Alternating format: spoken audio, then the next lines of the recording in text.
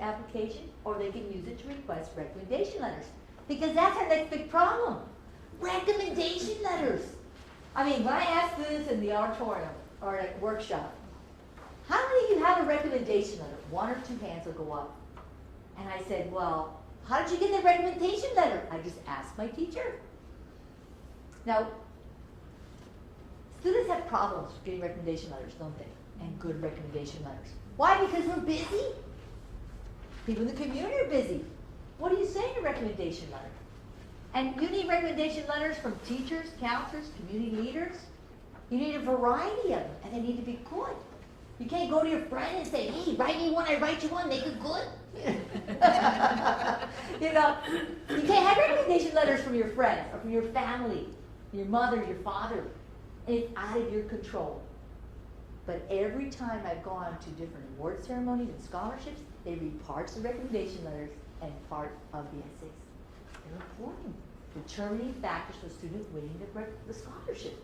So how are we going to come up with dynamic winning recommendation letters? I'm June, I'm going to college, I'm going to be a teacher. And I'm going to go see my teacher, Mrs. Ramos. She was my math teacher in 9th grade, and I'm going to ask her her recommendation letter. Okay? Now you have your class, and between periods I'm running over there. Mrs. Ramos, I need a recommendation letter. Would you write it for me, please? I need it like this afternoon. This afternoon? Is that what students do? They show up and say, I need it today. This afternoon, can I stop by later and pick it up? You know, I'm busy. I have a class. What time to write you? Oh, tomorrow? Could you have it by tomorrow afternoon? No. How long do we need to give teachers and counselors? At least a week, 2 weeks. They need time. Students understand that. They just show up and say, I need a recommendation letter. If she does give me one, what kind will it be? It'll be one of those generic ones, you just change the student's name. You have those? Yeah, I know. And you take the he and the she, make sure you remember, a girl one, a boy one, you know. They're not good. They're just generic. She needs to have more information.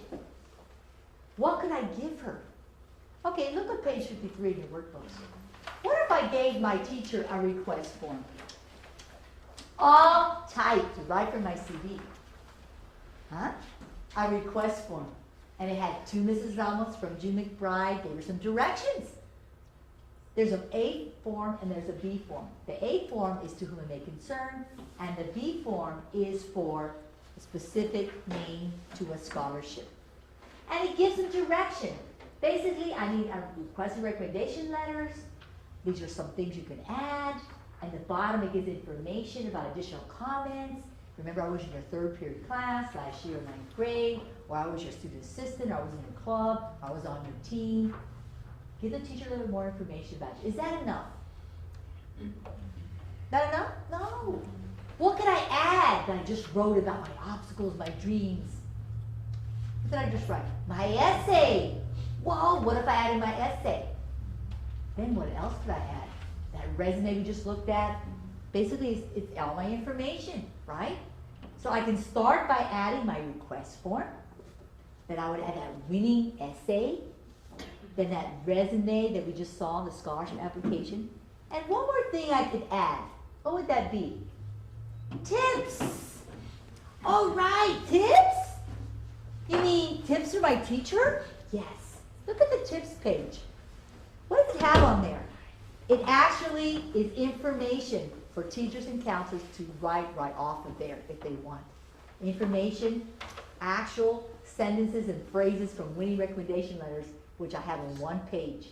Teachers and counselors love this. They actually copy off of it. Did you know that? They love it. They use it all the time. Now, this is the way a student needs to do it. Okay? Because I need to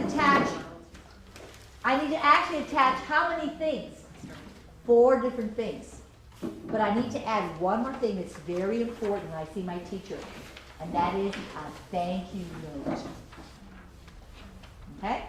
So now this is how the student should do it. Oh, Mrs. Ramos, I'm June McBride. Remember me? I was in your class about 2 years ago.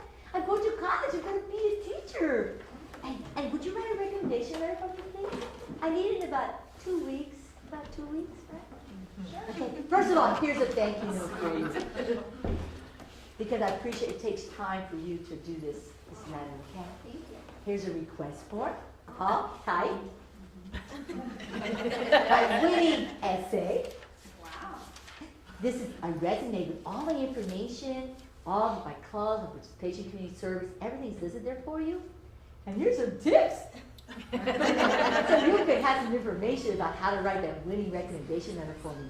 I'll come back in about 2 weeks, okay? Thank you. But I'm also, okay, woo, I'm all excited. Woo! I'm gonna get my letter. Now, she's busy. So she puts it on her desk. She forgot about it.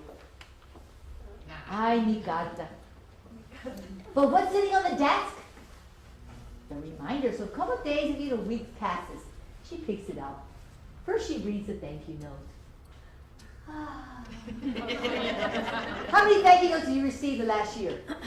Very few, if any. So any you get are like precious, aren't they? Whoa! So she reads the thank you note. She goes, oh, nice. I'm going to put that in a special place. Then she looks at, and it's typed. I'm impressed. Typed from a student? All organized in a little packet, they go together? Oh. Then she reads the winning essay. I didn't know that about June.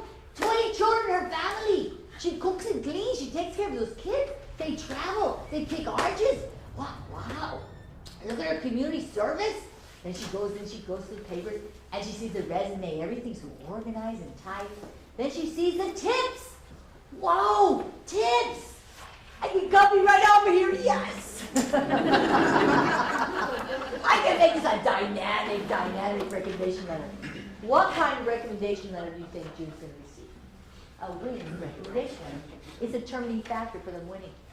Too many times the students receive what we call generic letters. Generic letters, we're busy. You just put whatever down as quickly as you can. And really, you know the student in class, but you don't really know the student. You don't really know how to write it. You don't really know how to put that information down. Right? You really don't.